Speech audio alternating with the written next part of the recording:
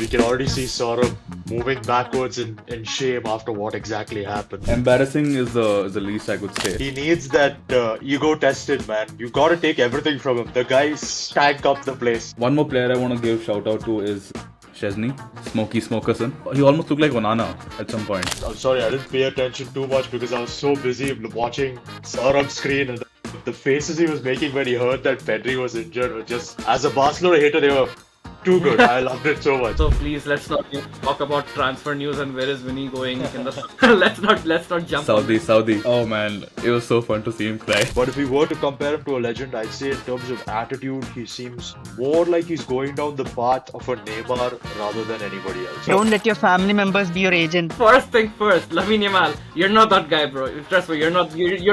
I think you as a Real Madrid fan would prefer him to go down the Ansu Fati path. Let's be honest here. Whoa. We can talk about not winning it like you guys in the last decade. So yeah. Like, I would rather not be in a competition than being and not winning. Could not have come at a worse time, bro. Could not have come at a worse time.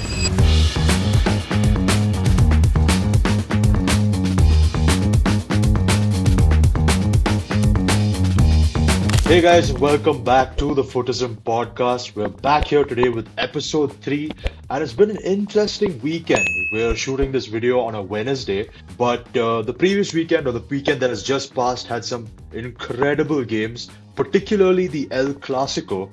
And while we will be reviewing that match, there's a lot more we will be discussing in this episode, particularly with regards to the Premier League, the upcoming Champions League games, and we have a fun little segment for you guys at the end of the episode. So if that isn't a call for you to stay tuned till the end, I'm not sure what is. Let's get right into things, but before we do that, as you guys can see on the screen, we have a new face on the channel. Help me welcome our newest addition to a very, very strong Manchester United cohort here on the Footism podcast.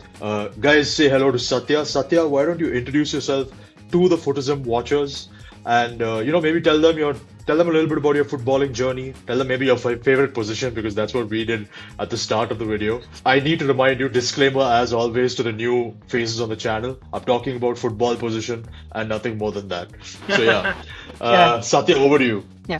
So as rightly mentioned, I'm one of the 53 United fans on the Footism group, and I think it's been a very long journey with United. I think Sir Alexander Super Team back 7-8 sold me a very pipe dream.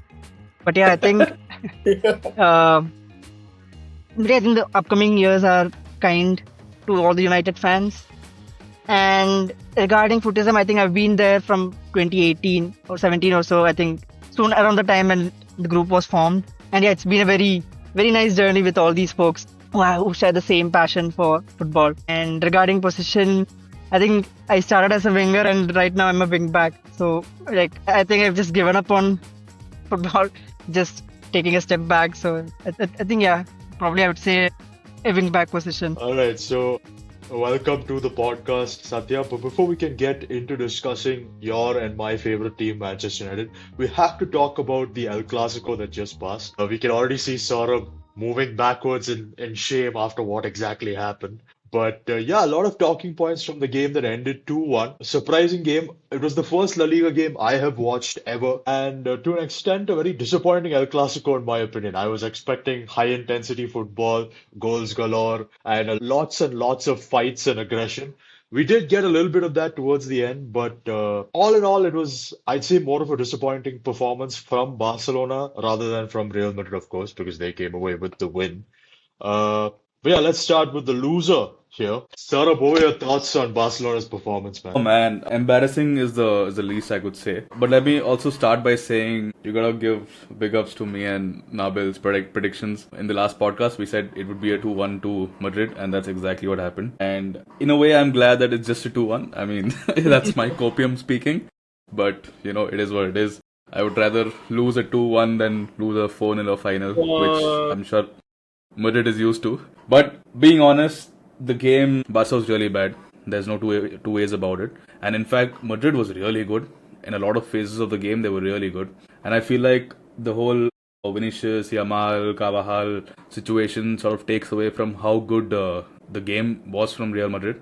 which is very impressive. I mean, their whole entire structure was really good. The goal from Mbappe was really good. The movement from Jude for that was really good. But again, let me leave that to Nabil. Let me speak about my team. My disappointing team. I think there's too much outrage out there about my team. I think there's too many people calling for Lamine Yamal's head, and I think that's unfair. He did speak too much before the game. I completely agree with that, and he shouldn't have. He didn't perform the way he said he would, which again is a very big problem. But again, he's just 18. We got to remember he's an 18-year-old superstar. He's suddenly got so much stardom. Kids make mistakes, and he's allowed. But at the same time, I feel like that also brought a lot of heat to the game. It brought back that old school El Clasico days where there's just fights all across the field. Every 50-50 challenge is a 100-100 challenge. You know what I mean? And it was a very interesting game. I would still say, not to make this sound like an excuse, but we did play with a limited squad. I was looking at the substitutions that Real Madrid was making during the game, and I saw my bench, and I'm like, bro, what is this? There's no match. You guys are bringing on Rodrigo, bringing on Fran Garcia, and we have Dro Fernandez sitting there. I mean, he's good, but he's still a child. He hasn't done anything yet. So, and we have Gerard Martin. I mean, Lord Martin, but still, I feel like it was unmatched in that sense. But at the same time, all credit goes to Xabi Alonso. He prepared his team very well. The team was ready to come take the game in their hands, and that's exactly what they did. And then we had players like Koundé, who had the ball in his feet. He just had to touch the ball once more, and it was a goal, but he missed that. I have more thoughts, which I'll probably give later on in the video. But all in all, it was a pretty bad performance from Barcelona, and I feel like there's a lot that Flick needs to work on. And it's a very important transfer window that's coming now, and we've got to make sure we do some signings, make some signings.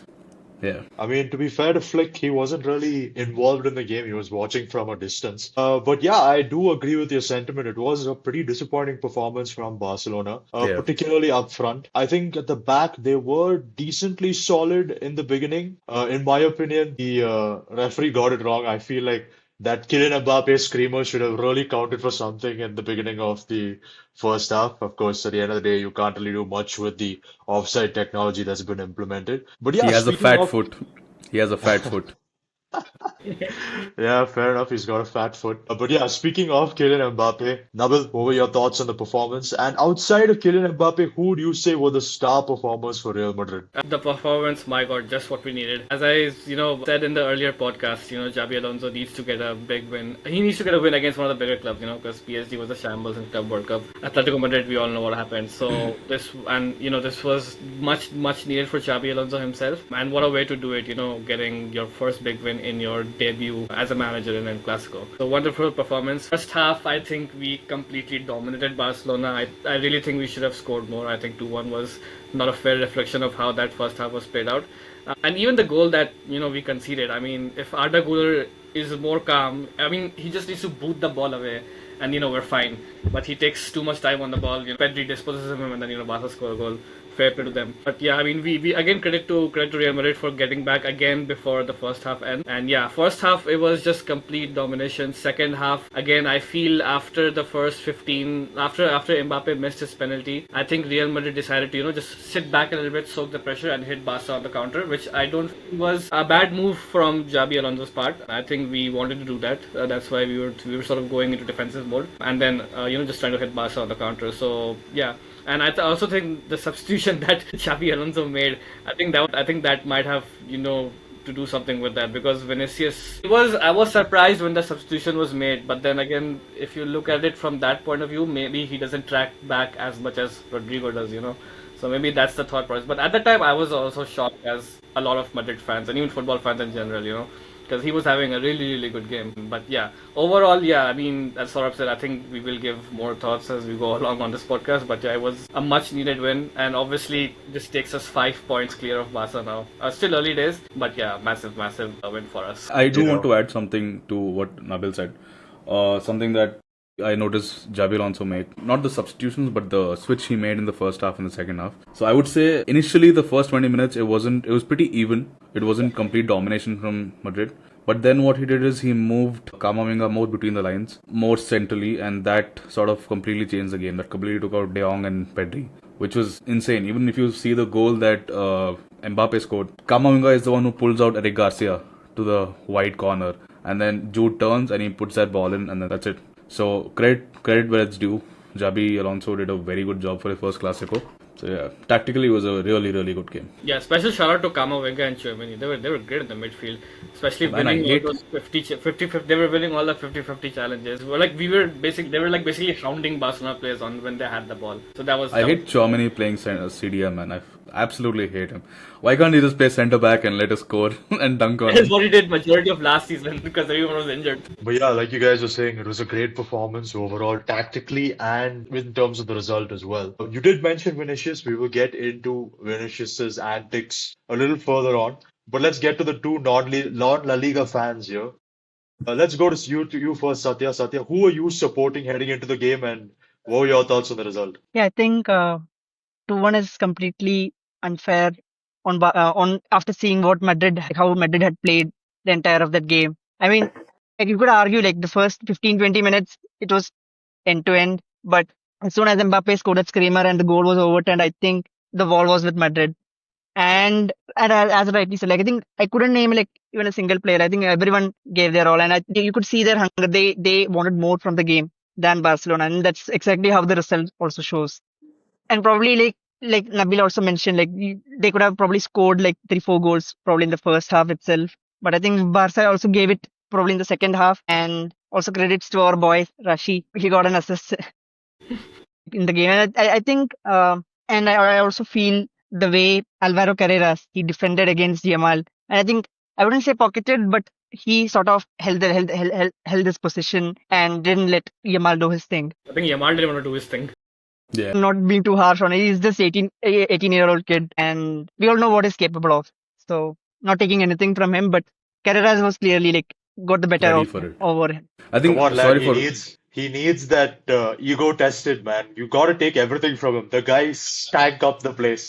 Wait, He's wait, got wait, wait, wait. so Satya, much attitude off the pitch. Satya, You gotta- you're never this nice to Yamal on the group. You don't have to be. Yeah, man, what the hell? Yeah, What are you yeah, bro. doing? You gotta, He was calling you him gotta call Kameen that shit Yamal. out. PR matters, Lamine- PR matters. Some Lamine Lamal, he was calling him. You gotta call that shit out, bro. The guy stank the place. He did jack shit throughout the game. I mean, it was poor performance from him. I expect better from him. I'm a Spain fan, so I hope he gets his form back sooner rather than later. But that's more got to do with how Madrid had planned against him. And Carreras, I think he is probably like a breath of fresh air after years of Definitely. having Mendy on that wing in Yeah. the wing back position. I think he's a breath of fresh air. I just have to add one more thought to this. It's very interesting what you said. I feel like how much ever we shit on Yamal, and there's no taking away the fact that he was terrible. He was very bad.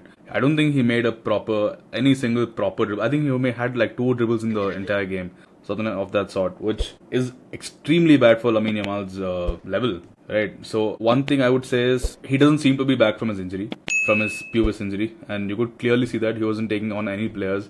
And something that I read on Twitter was that if we had played Lamine Yamal as a number 10, like initially, maybe beginning of second half, we did that towards the end, maybe in the last 10 minutes. If we had played Lamine Yamal there, the chances of us scoring were probably higher, because that's when Koundé got that ball and then he missed it. And then he was creating a lot more, where he doesn't have to run a lot. He was just putting the ball in. And one more player I want to give shout out to is Chesney, Smokey Smokerson.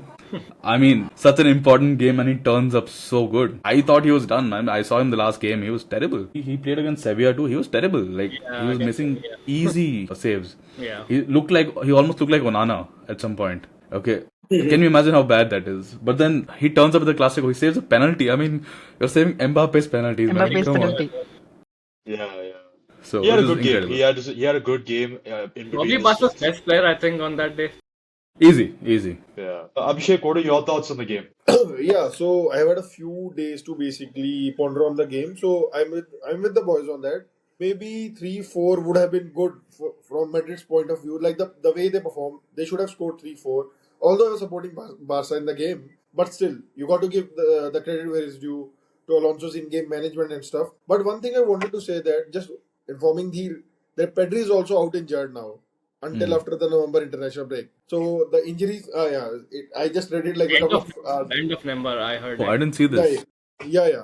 So the thing is that, of course, injury came to haunt Barca, and now they have Pedri out, who was already suspended the next game. So adding insult to injury anyway.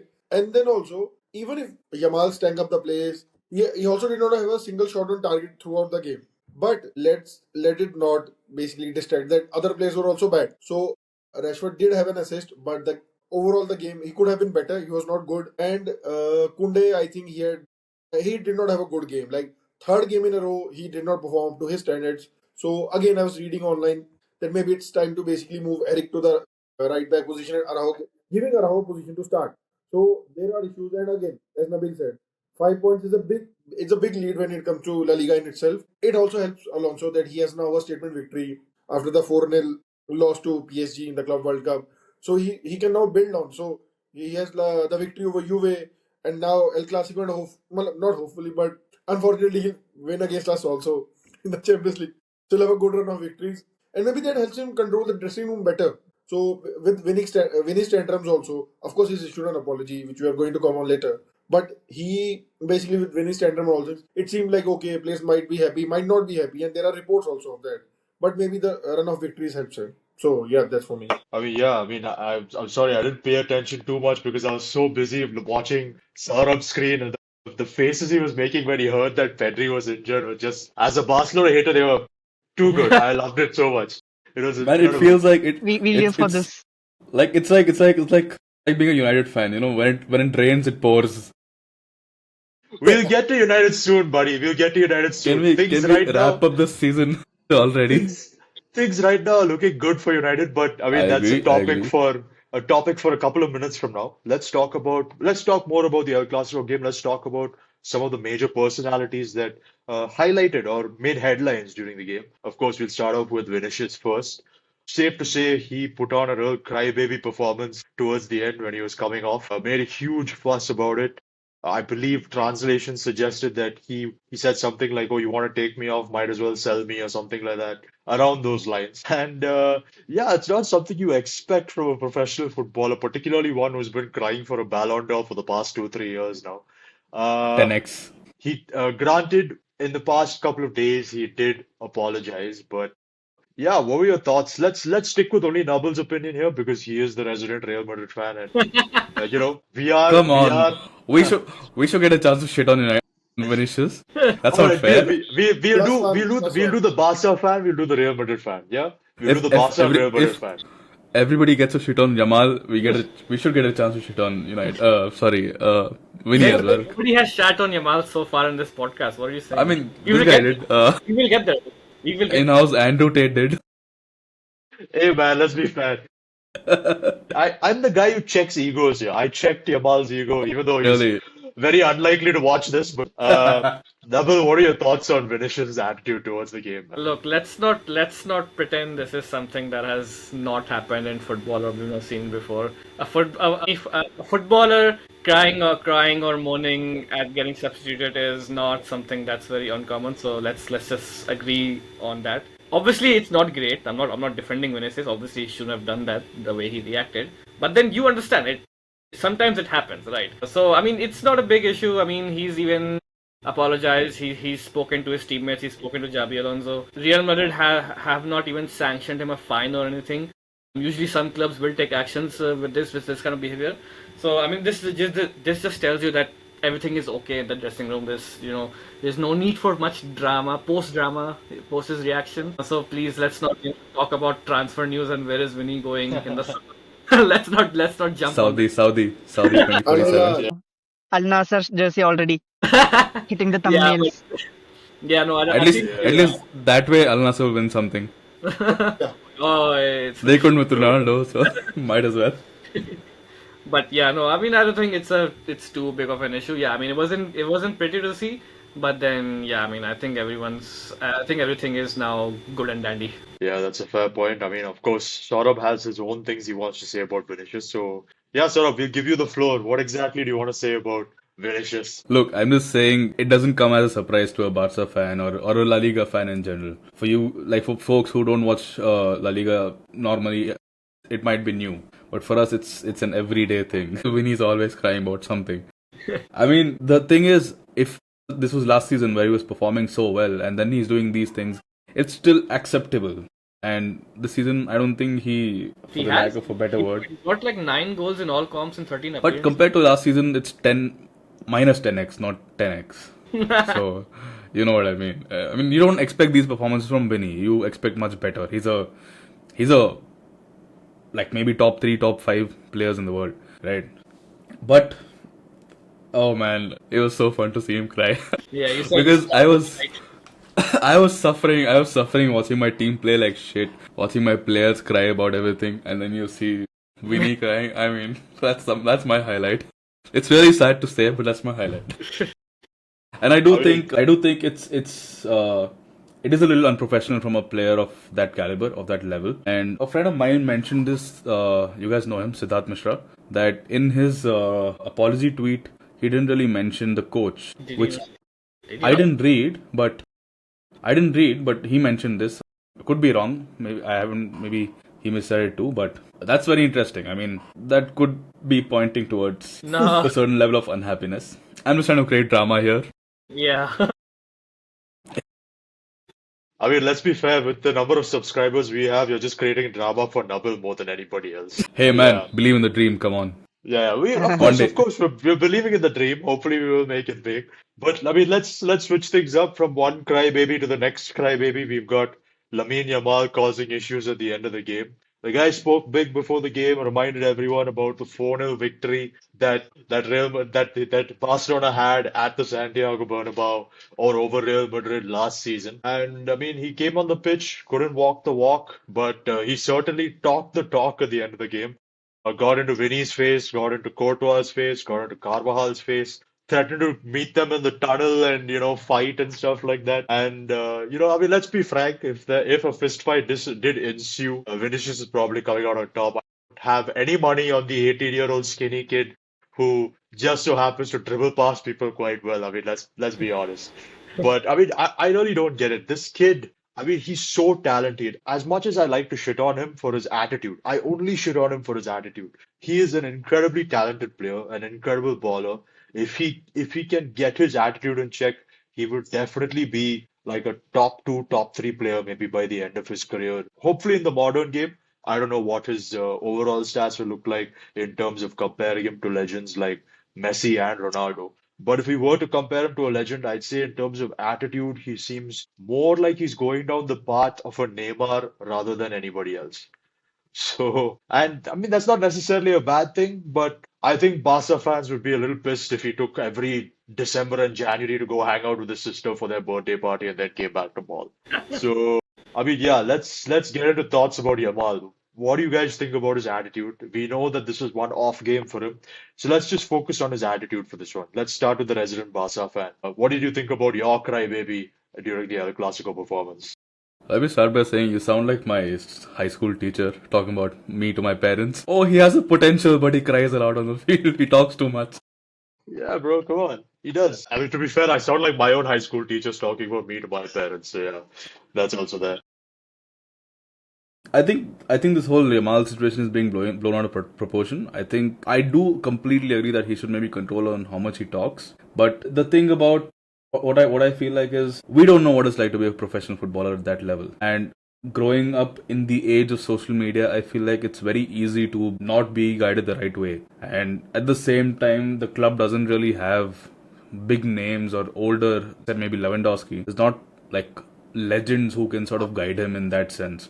And this kid rose to stardom at 15. Like, he was doing things at 15 that no players were doing. So it is obviously going to his head, and I think to a certain point he should be in control. But I still do believe that you've got to let these players be themselves. They're still kids, let them express how they want to. They make a mistake, they'll learn from it.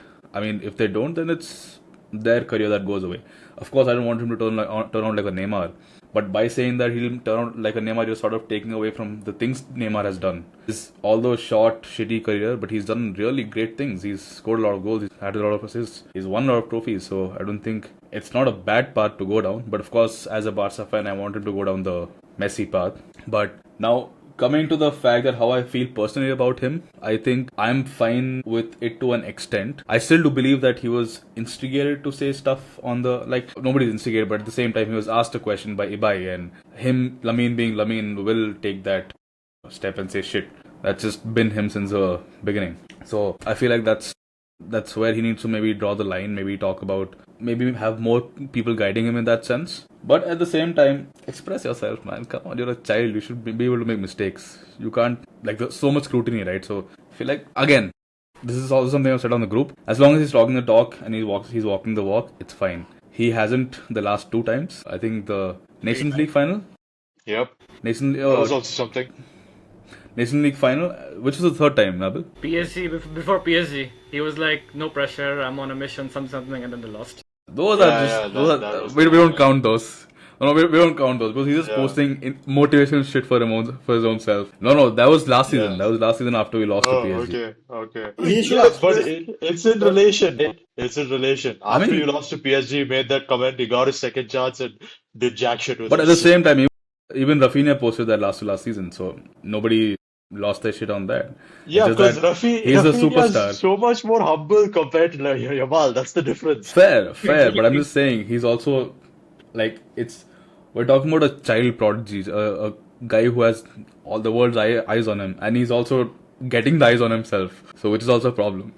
I mean, I've been running around in circles. I do think he should kind of control what he says out loud. I agree with you. Attitude is fine. There are players we like who have great attitudes. We love the attitude of a Zlatan Ibrahimovic. We love the attitude of a Ronaldo where he expresses it properly, of course. But the guy needs to learn when to bring it out and when to calm down, in my opinion. If he can walk that fine line, I think he'll be golden. I agree with that too, but you're forgetting that we are 28. Most of us. True. Okay, and we haven't experienced even 3% of, sorry Satya, the 30-year-old here. But we don't know anything about feeling that way at that level, at that age, being like, let's say, a middle class in a Spanish suburb to suddenly being a millionaire already, being one of the top 10 earning players in the world at that age. I think it's easy to criticize, but I also feel like, let him be. I mean, he's gonna figure it out eventually. Yeah, I mean, I hope he does, man. I really do hope he does. he should express, but stop his dad from doing that. He should That I agree. stop his dad. True. His dad and his mom. His mom had that dinner with Lamine Yamal. $500 dinner, right? Or some shit like that. 1,000 euros, man. Not even 500 euros. Is she cooking me the dinner? That's what I want to know. Don't let your family members be your agents. Yeah, that's bad. Yeah. We should ban FIFA. That is a recipe for disaster. We've seen it so many times before. My God. But yeah, I mean, I feel like, yeah, I mean, hopefully he gets his things sorted. I think Jorge Mendes is his manager, his agent, right? Yeah. I mean, Jorge Mendes has a good track record of, dealing with his clients properly. Hopefully he can I wouldn't say put the reins on Yamal, but at least, get him to sober down a little bit with the way he deals with particularly his social media and media interactions. I think otherwise he's pretty much fine. But yeah, I think it's the stuff he says on the media, the way he acts in front of the media that riles up people a little bit, particularly me. But yeah, I think we can move on from the El Clasico now. We'll I discuss haven't it said for anything on Lamine Yamal. That's not fair. Oh man. Wait. Okay. All Right. I'm gonna cut this Yamal. out. First thing first, Lamine Yamal, you're not that guy, bro. Trust me, you're not gonna talk shit again and again, and then nothing comes out of it, right? So first of all, that needs to stop, right? Second of all, yes, I agree to Saurav's point and everyone's point that yes, he's 18 and yes, he's immature, but come on, buddy. I think there was a certain 18-year-old French superstar who won the World Cup. So, I mean, he was 18 as well at some point. Never really spoke anything on Instagram, just performed on the pitch. And not just him, there's been many 18 years old. So, while I agree, I agree he's 18, but then there are other 18-year-old superstars as well, who don't really speak much as Yamal does. So, let's just be clear on that. Second of all, like Saurabh said that, there aren't really many senior figures in Barcelona's team that, could guide him away from all the shit that he does. But I'm just thinking, we know Hansi Flick is a very strict coach, right? I mean, we've seen that before, putting sanction in place for being late for training and what on.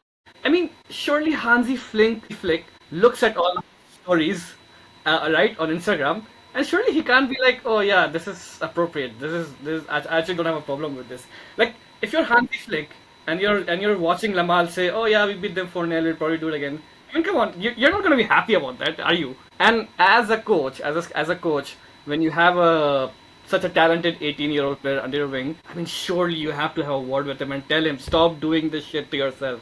I'm surprised Hansi Flick hasn't said anything to Lamine Yamal, and he just continues to he just keeps doing this.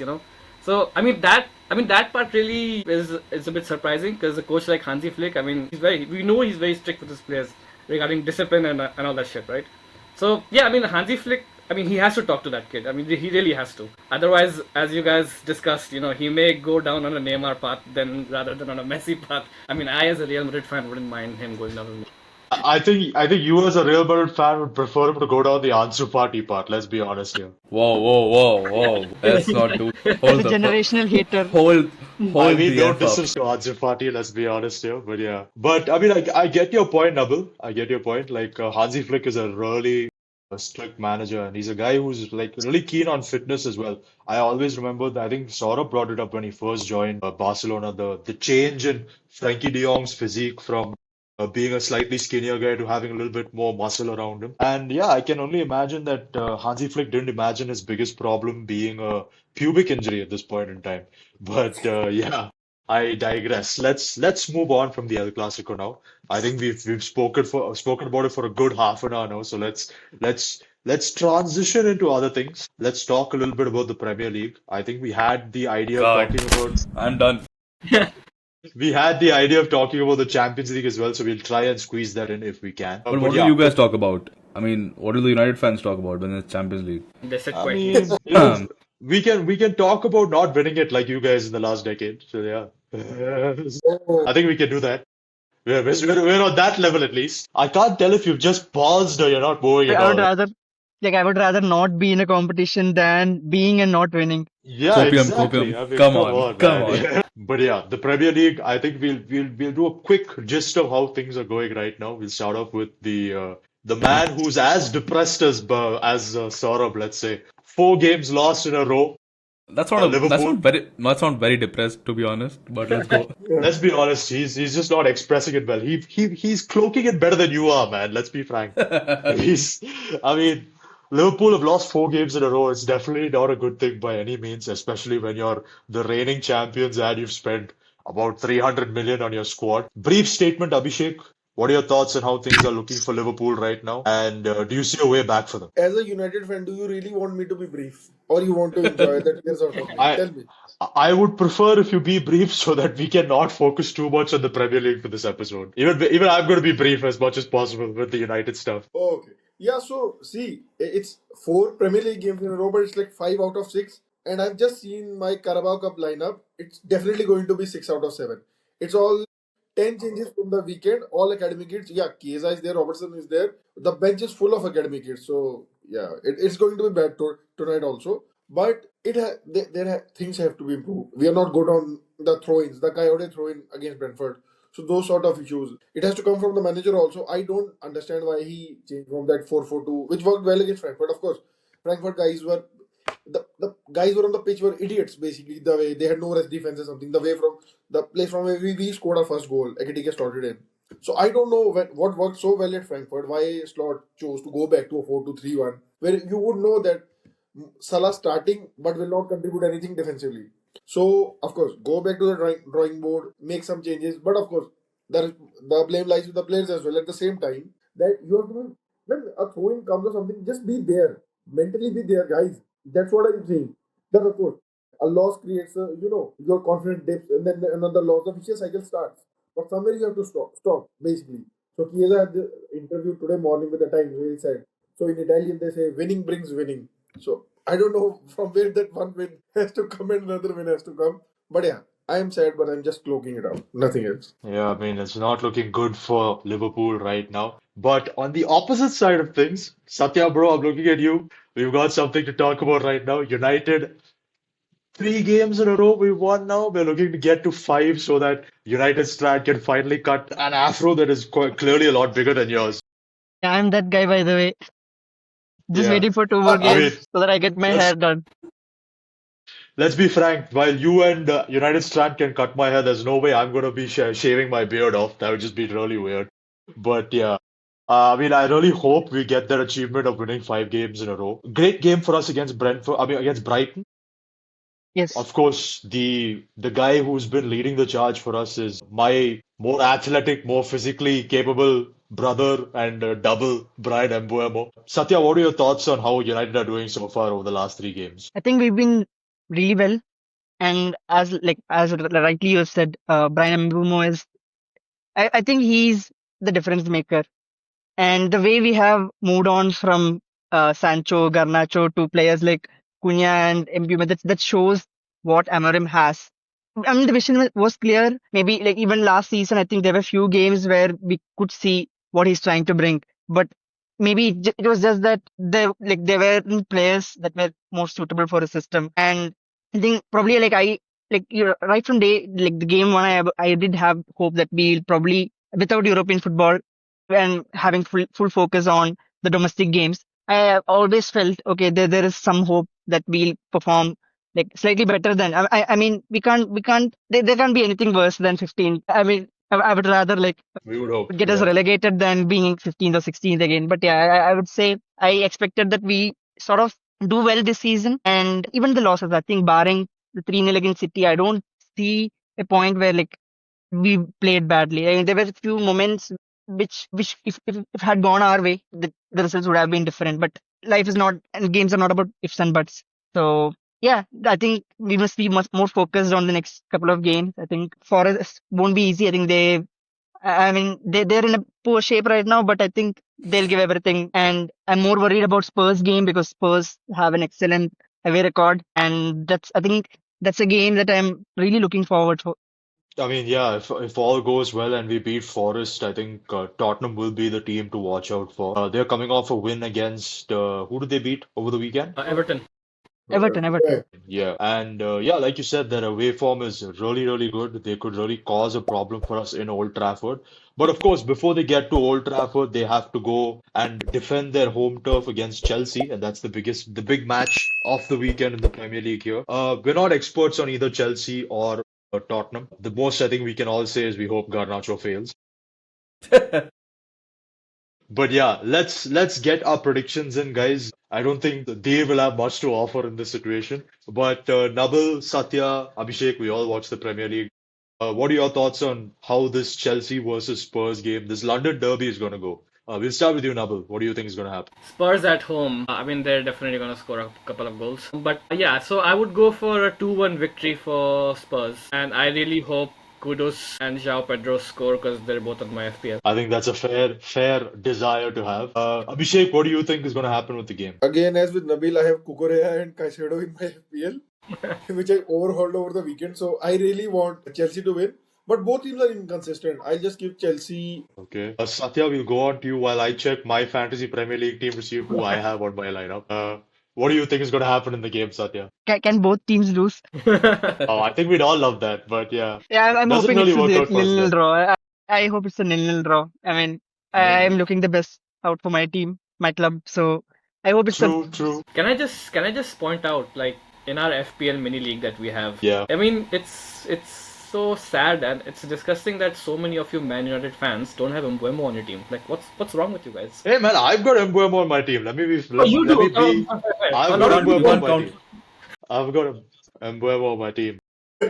as soon as I sold him, I think he started performing. I think if you were a Man United fan and you're playing FPL, the 3 players you'd probably want on your team based on recent performances are Mbuemo, De Ligt, and probably Sen Lamens. I don't think there's anybody else you'd go for other than that. Cunha has been decent. I mean, he got his first goal against Brighton, but whether he will continue that is something we all hope to see. But yeah, he's definitely a huge part of the team. He offers that great attacking threat on the left, but attacking threat on the left unfortunately does not result in points in the FPL. So yeah. Uh, yeah, I mean, we'll wrap up the episode soon. We'll have a quick discussion about the Champions League. I think there are 2 major games coming up in the week after this weekend. We've got Bayern, PSG, which, in my opinion, are the two best teams in the Champions League outside of Arsenal. I'd have them above Arsenal, of course, but Arsenal fans are convinced that Bayern and PSG are the only two teams that are preventing them from getting their treble, whatever that means. But yeah, Bayern, solid team. Michael Olise and Harry Kane have been their star performers, and PSG, of course, you can't forget that trio of attack which consists of Kvaratskhelia, Dembele, and Doué.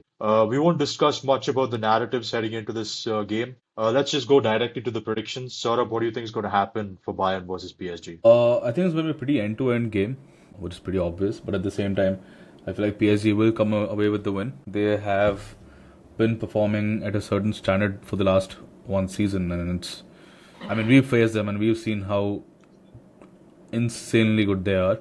They have multiple avenues of attack, which I feel like might not be the case with Bayern. I haven't watched too much. I've only watched them in the Champions League, but I would say their main way of scoring goals is through Olise and through Harry Kane, which could maybe be neutralized. They might score a goal or two, but the number of avenues that PSG has of scoring goals is unreal. So I would give maybe a 3-1 win to PSG. Okay, fair enough. Satya, what do you think is going to happen with the game? First of all, I think I've been missing out too much on European football. It's Yeah, pretty fair enough. obvious, pretty obvious. But I would say, as much as we take it from Bayern, I think it's pretty much going to be end to end. Because despite not having players like Jamal Musiala, I think they're doing pretty well. They placed well in both like Bundesliga, which is not a surprise. But even in the Champions League, I think they're probably like I think they're in a good shape, like as good as PSG. And that being said, I think it's still going to be in PSG's favor. I think it's going to be 2-1. But I am hoping for a really like happening game. Yep, fair enough. Hopefully, it is an end-to-end game of football. Nabil, what are your thoughts? Yeah, same. I'm gonna go on the same lines as the boys.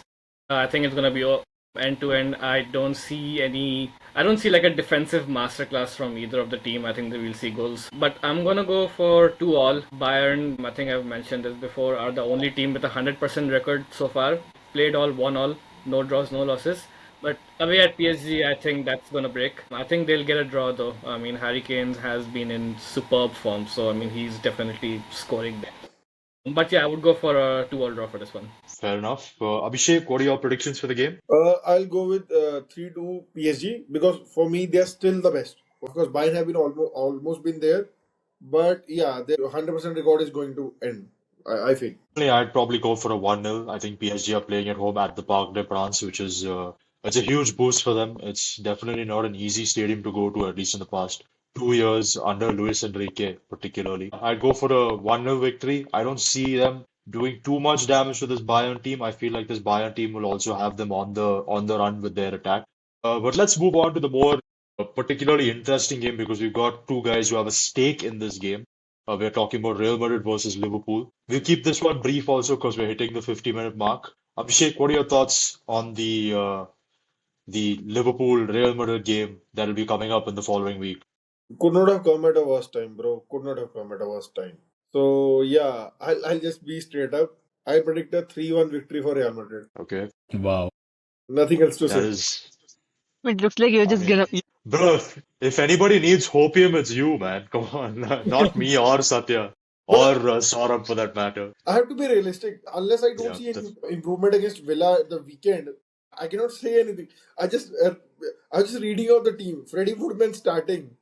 You have Naoni in the midfield. I don't know who else is playing at the centre back for my team today. And Palace are at full strength. I can't have hope. No. I mean, I think you broke the mic, man. We couldn't even hear you rage about what's happening for what's going to happen to Liverpool. Yeah. But yeah, Nabil, what are your thoughts about the game? Obviously, a little bit. I think it's a bit difficult to give a prediction because we've got two La Liga games before that game comes up. But given how we're performing, given how Liverpool are performing, I think we'll win. Because it's away at Anfield, I don't think it's going to be like a humiliation 4-0 or something like that. I think we'll get a quiet, get the job done kind of win. So probably like a 2-0. Let's say 2-0. I'm over 2-0. Okay, fair enough. Hopefully, in the next episode, we can review with you the results of the games. Let's end this episode with that fun segment I promised you guys at the beginning of it all. It's a segment that's going to be handled by Abhishek. It's a game of start, bench, and sell. The way we'll go about it is that, Abhishek, you've got, I think, positions in the goalkeeper, Yeah. fullback, midfield, and striker positions. Yeah. You can assign one to each of us. So let's say Satya can do goalkeepers, and you can decide whoever it is does the rest of them. Okay. And yeah, we'll go from there. So I'll go goalkeepers. Overview. Okay, I'll go goalkeepers with Nabil because he's a goalie. So I'll start with that and then I'll distribute it. So Nabil, you go with. I have a question. This is regular keep bench sell, right? Or is it like Nitin's smash or pass segment where it's ulta? This is regular start, bench, and sell, man. All right, let's Yeah. go. Yeah, don't worry about it. Don't worry about it at all. Probably we need to add one more, perpetually injured. Oh, yeah, you can do that. Yeah. So strictly based on current form this season so far. So Nabil, we go with Donnarumma, Raya, and Courtois. Donnarumma based on this season, not easy. I'm gonna start Thibaut Courtois, Okay. obviously. Well, not obviously, but then I feel he's been better of the three keepers so far. Between Donnarumma and Raya, Donnarumma, I think we can all agree Donnarumma has definitely had an impact on Man City so far, because Trafford was just not working out at all whatsoever, and he's obviously coming off for Champions League victory as well. So I would bench Donnarumma, and then unfortunately for Raya, that means I have to sell him, even though I think he's been really good for Arsenal. So yeah, those are my those are my start bench sell. Okay. So yeah, the next is fullbacks. I'll go to Satya for that. So you have Nuno Mendes, Yurien Timber, and Ashraf Hakimi. Man, I think this will be easy. Okay. So Nuno Mendes, Okay. Ashraf Hakimi, and who was the second one? Yurien Timber. Julian Timber. Yeah. I mean, I would sell Timber. Okay. I haven't spoken like a true United fan. Between Hakimi and Nuno Mendes, I think Nuno Mendes has been monumental. We can all agree. I mean, starting from last season itself, he probably was a standout player from last season, and I think he definitely deserves to start in this lineup. Yeah. And that means I'll have to bench Hakimi. Yeah. I mean, it was easy. Yeah. Benching Hakimi is unfair, but for Mendes it's okay because Mendes has been. Mendes, yes. Yeah, he has been locking. I mean, yeah. He has been locking forwards up and down the continent the last season and still now.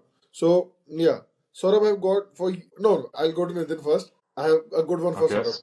So Nitin, you go with Pedri, Arda Güler, and Declan Rice. Ooh, I think Saurabh is pissed that you ignored him for the Barcelona midfielder, but I have the best one for him. I think I did watch the recent El Clasico, and to be fair, I was disappointed with Pedri's performance. But given his overall body of work this season, I think he's going to be the guy I have to start, particularly with the options you've given me. I think he's a very good all-round midfielder, can play a defensive role, can play an attacking role, can really connect the midfield in the middle of the park as well. So he's got to start. I'm going to be benching Arda Güler. I know that might be a disappointing choice for a lot of people, and I think it also might follow Satya's logic of being a United fan and not picking Declan Rice. But yeah, I mean, I think Arda Güler for me has boatloads of potential, and he's the perfect guy to have on the bench. Soak up the experience from the more experienced players, and then come on and deliver those. I've been a huge fan of the through balls that I've seen him play. He's got great vision on par of the likes of.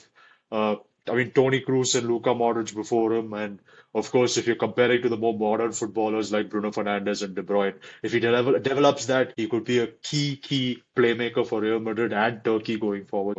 He's going to be on my bench, and yeah, I'm selling Declan Rice. I mean, he's a great defensive midfielder, but I don't know. Maybe it's just because he's from Arsenal, but yeah, I'm just selling Declan Rice. No, that's definitely the reason. I, as a Real Madrid fan, would have picked Declan Rice over Arda Güler. No, but see, if a player like Ozil rates you, then you're good. Yeah. So Saurabh, you have Erling Haaland, Harry Kane, and Kylian Mbappe. Oh man, bro, Drama. why do you? Okay. I'm probably gonna get a lot of hate for this from the 3 subscribers we have, but I would start based on current form only. I would start Harry Kane. Yeah. Fuck, I hate this. Because of the I've seen a couple of game comps recently, and I feel like he's more connective to the team than the other two, which is again debatable. But I feel like from what I've seen, I prefer him over these two, and I would. Shit, man, I hate this. I love Erling Haaland, but I'll have to bench Kylian and Your Sell bias is Erling. showing, bro. Your bias is showing. Good choice. Yeah, Good choice. it is. It is. I'm pretty sure. I mean, oh man, I'm can sure in the I? back, I'm sure in the back of your mind you're thinking, what if Erling Haaland watches this video and if I sell him, he doesn't join Barcelona? What's gonna happen then? No, no, no. I love Haaland. Absolutely love Haaland. At the same time, I don't know, man. I feel like because it could also be coming from the fact that I haven't watched a lot of Premier League this season, but he's been on fire from what I know. But at the same time, I've seen Harry Kane and I've been seeing Mbappe for the last so many games, and I've seen him against Barca as well. He was shit in the second half, but he's him. Mbappe is him, right? So, but I would still say I would start Harry Kane, bench Kylian, Make up your mind, lad. and loan Haaland. I think that's a good note to end things on. That's a good save. Yeah. So yeah, guys, that was episode 3 of the Footism podcast. I hope you guys enjoyed this episode. Don't forget to like and subscribe, share it with your friends, and spread the good word of the Footism podcast. Yeah, I mean, stay tuned for more episodes. We are looking to expand on Instagram, potentially with TikTok if we can get it established in the UK.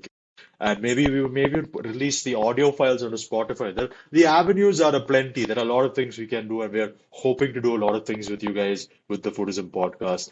But yeah, I will relay the message once more. Don't forget to like and subscribe, and we will catch you guys in the next one.